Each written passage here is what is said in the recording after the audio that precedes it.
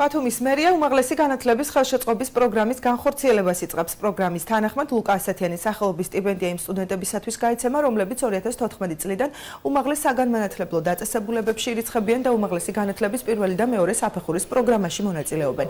ამასთან ბათუმში უნდა იყვნენ რეგისტრირებული. სტიპენდია საინჟინრო დარგის სტუდენტებზე გაიცემა, ახალგაზრდები კონკურსით შეირჩევიან. პროგრამის ფარგლებში 30 სტუდენტი დაფინანსდება, მათ შორის 18 ბაკალავრი და 12 მაგისტრანტი.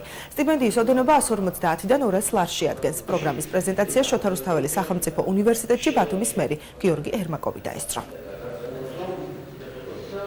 ახალი პროგრამები უფრო მეტად დაგვაინტერესებს და უფრო მეტ სტიმულს მოგცემს ჩვენ განათლების მისაღებად და ახალი ცოდნის შესაძენად. დავწყვიტეთ პროგრამული სახით დაგვეწესებინა წახალისების სახით საპრემიო ფონდი, ეს არის სტიპენდია სტუდენტებისათვის, რომლებიც განსაკუთრებულად გამოიჩენენ თავს თავისი სწავლით ამ მიმართულებით. ვთვლით, რომ ასეთ სახის სტიმულირება მისაღები არის და საომავლოდ მოგცემს ჩვენ კარგ კადრებს ქალაქისათვის, რომლებიც ამ დეფიციტურ ნიშას შეგვივსებენ ჩვენ და საომავლოდ თავის სიტყვას იტყვიან.